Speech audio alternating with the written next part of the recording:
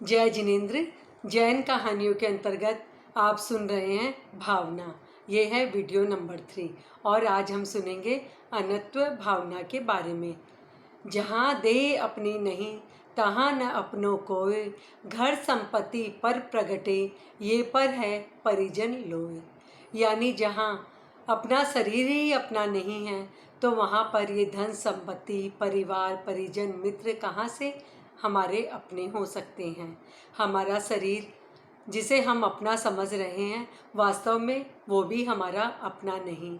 वास्तविक सत्य शाश्वत सत्य तो ये है सिर्फ आत्मा ही हमारी अपनी है। एक छोटी सी कथा से अपनी बात को पुष्ट करना चाहूँगी। मिथिला नामक एक नगरी थी। वहाँ के राजा का नाम था नमी। राजा नमी एक बार अस्वस्थ हो जाते हैं। उनके शरीर में भीषण दाह का रोग उत्पन्न हो जाता है। दूर दूर से वैद्य चिकित्सक आते हैं लेकिन उनकी वेदना किसी भी तरह कम नहीं हो पाती। एक वैद्य ने उपाय सुझाया कि पूरे शरीर पर चंदन का लेप किया जाए। इस पर रानियों ने चंदन घसना प्रारंभ किया। रानियों के हाथ में चूड़ियाँ थीं। चूड़ियों की खनखनाहट अब गूंजने लग गई थी चारों ओर और राजा को ये आवाज़ असहनीय होने लग गई। जब रानियों को इस बात का आभास हुआ तो उन्होंने एक एक चूड़ी अपने हाथ में रखकर सारी चूड़ियाँ उतार दी और पूर्ववत चंदन घिसने लग गई। इस पर राजा ने पूछा, क्या चंदन घिसना बंद हो गया है? इस पर उत्तर मिला, नहीं, चंदन अभी भी घिसा जा रहा है, लेकिन रानियों ने अपने हाथों में एक एक चूड़ी रखी है, इसीलिए वे अभी शब्द नहीं कर रहे हैं। राजा ये बातें सुनता है और सुनते ही चिंतन में डूब जाता है कि उन्हें ये लगता है जहाँ पर अनेक है वहीं द्वंद्व है। संघर्ष का मूल है राग और द्वेष। शरीर और आत्मा भिन्न है, ये दो है। जहाँ पर ये दोनों को हम एक समझेंगे वहाँ वेदना है, वहाँ पर हमारी भूल है।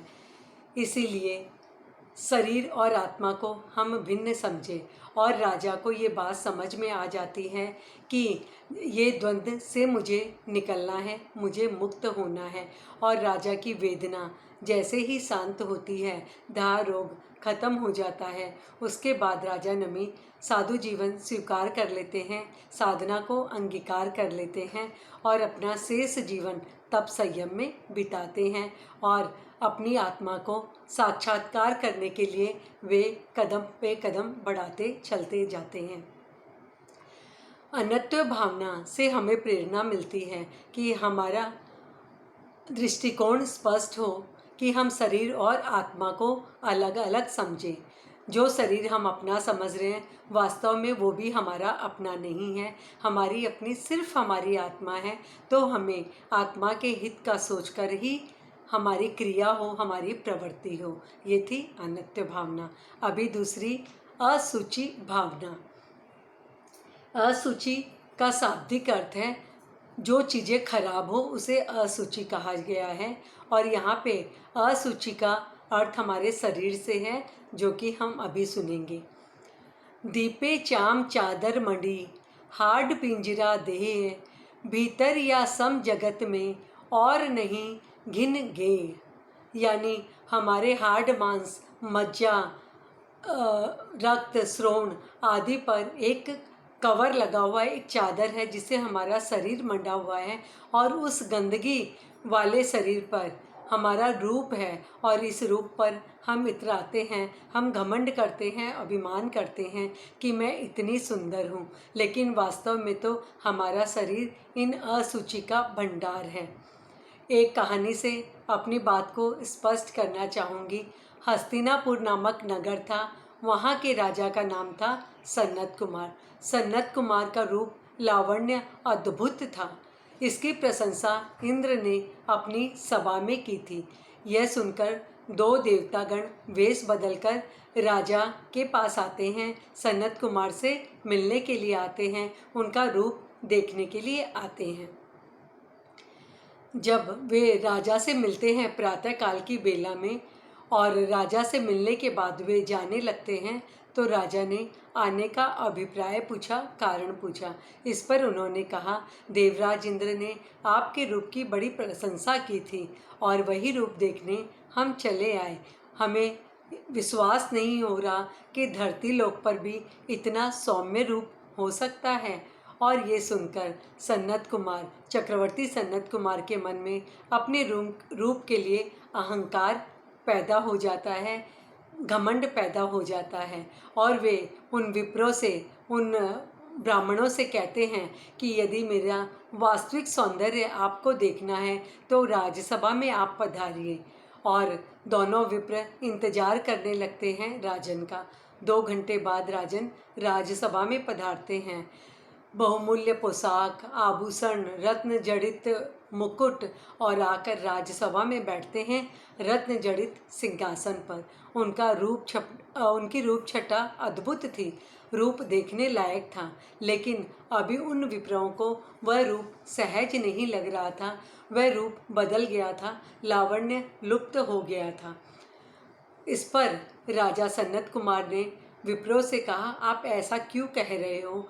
तो विप्रों ने कहा, आप अपने पीक को नीचे डालकर देखिए, आप स्वयं ही समझ जाएंगे। राजा ने पीक दान में अपनी पीक डाली और देखा कि वहाँ पर सहस्त्र कीड़े उसमें किलबिला रहे हैं। ये देखकर राजा अचंभित हो जाता है, क्योंकि घमंड से, अभिमान से उसके शरीर के रसायन बदल चुके थे, भाव बदल चुके थे और अनेक व्याधियाँ उनके शरीर में एक साथ ही पनप जाती है, उत्पन्न हो जाती है। राजा सनत कुमार जब सारी सच्चाई से अवगत होते हैं तो उन्हें अपने शरीर से, अपने रूप से घृणा होने लग जाती है और वे सब कुछ छोड़कर, अपना भव्य राजपाट, ऐश्वर्य सब कुछ छोड़कर, वे चक्रवर्ती थे, 6 भूखंडों के राजा थे, सब कुछ छोड़कर, अपने अंतःपुर को छोड़कर साधु जीवन स्वीकार कर लेते हैं और तब साधना में आगे बढ़ते हैं।